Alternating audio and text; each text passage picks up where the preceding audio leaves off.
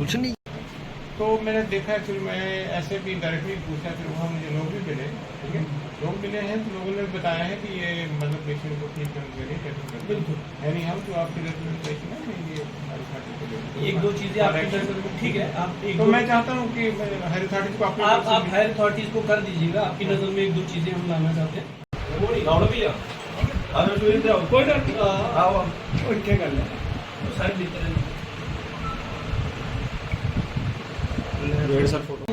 गांव लेवल में गवर्नमेंट की तरफ से जो पीएचसी खोले गए हैं, सर हम चाहते हैं जो साउथ डिवीजन में जो रश पड़ रहा है, लोड बढ़ रहा है, हम चाहते हैं ये ऐसी सुविधा पीएचसी मिले जो लोड डिवाइडेड हो जाए, जीएमसी रेफर ना करना पड़े, बिछना आना ना पड़े किसी को। देखो ना अभी तो सर सैलरी तो गवर्नमेंट सेम दे रही है ना पीएचसी वालों को, वहाँ के यहाँ तो सेम है। अभी रिहाल में लोगों पैसा मिल मारा इतने तनख्वाह तो दिए, कौन कर रहे हैं निगरानी पैसे गवर्नमेंट की। देखो ना मैडम दी पे आवे ताई है वो तो बात है ना, आप मेरे को सुनाया जाए।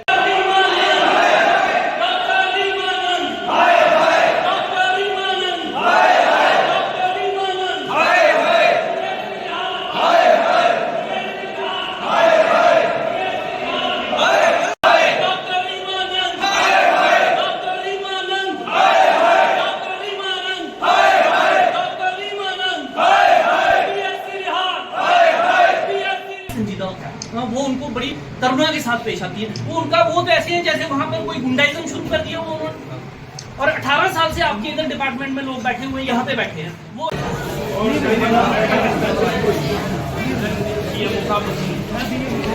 मुलाकात की है, डेपुटेशन दिया है। सबसे पहले तो मीडिया के बंधुओं को मैं इतना कहना चाहता हूं कि आप लोग गाहे बगाहे गांव के लोगों की मदद करते हैं, उनकी समस्याओं को उजागर करते हैं, आप लोगों का बहुत बहुत धन्यवाद।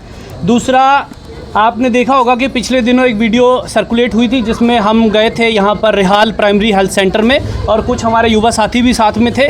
वहाँ की स्थिति और किस तरह नर्क बनाया हुआ उस हॉस्पिटल को मैडम रीमा आनंद हैं वहाँ पर, जो 10 साल से वहाँ टिकी हुई हैं और बिल्कुल वो माफिया चला रही है वहाँ पर कि देख लेंगे क्या करेंगे। और हमने आज यहाँ पर आके BMO साहब से भेंट करी है और पूरा का पूरा आप देखें जो रिहाल की पेरिफेरी है उसमें हमारे 20 गाँव आते हैं, ये 20-20 गाँव के लोग हैं यहाँ पर। और एक और चीज़ मैं आपको बताना चाहता हूं, क्योंकि इंक्वायरी डिपार्टमेंट ने इनिशिएट करी है डॉक्टर रीमा आनंद के विरुद्ध। और दूसरा, विलेज रिहाल की जो एम्बुलेंस थी वो यहाँ पर पड़ी हुई थी, इनके डिस्पोजल पर थी। विलेज सिलाड़ की एम्बुलेंस इनके डिस्पोजल पर है। आपको मालूम है कि धान की रोपाई का इस समय सीज़न चल रहा है, कुछ महिलाएं हमारी फैमिली बेस में होती हैं, बहनें फैमिली बेस में होती हैं। यहाँ पर ट्रांसपोर्ट जो है वो आपको पता होगा कि शाम के वक्त जो है वो नदारद हो जाती है। तो इसलिए ये एम्बुलेंस की चाबी आज हमने यहाँ से ले ली है। अपनी एम्बुलेंस रिहाल की जो एम्बुलेंस है, रिहाल का जो हक है वो हमने ले लिया BMO साहब से। एम्बुलेंस अभी स्टार्ट करेंगे, लेकर जाएंगे।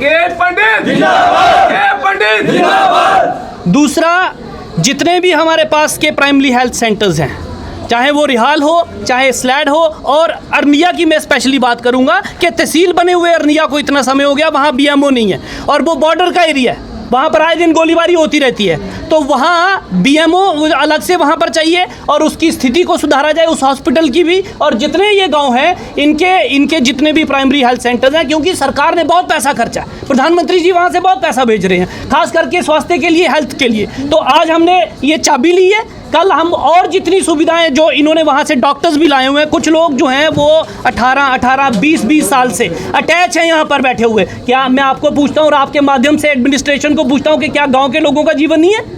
गांव के लोग जो हैं वो ऐसे ही बैठे हुए हैं। और एक वो डॉक्टर है वो जहाँ, वो क्या कहती हैं, कहती कोई आ जाए तो मुझे गाँव के लोगों से स्मेल आती है। छोड़ेंगे हम लोग क्या? नहीं छोड़ेंगे हम लोग। और आज एम्बुलेंस लिए जितना स्टाफ हमारा बाहर के जितने प्राइमरी हेल्थ सेंटर्स हैं वहाँ पर यहाँ एडजस्ट किया हुआ है, अटैच किया हुआ है, उसको वहाँ पर उनकी डिटैचमेंट करी जाए और उनको गांव में भेजा जाए। इनको नौकरी करते हुए शर्म आती है, वहाँ पर गांव के लोगों की सेवा करते हुए शर्म आती है। जबकि मैं बहुत बार कहता हूँ कि ये जो डॉक्टर्स हैं ये भगवान का दूसरा रूप होते हैं, लेकिन भगवान अगर ऐसा है तो ये नहीं चलेगा, नाम चलने देंगे।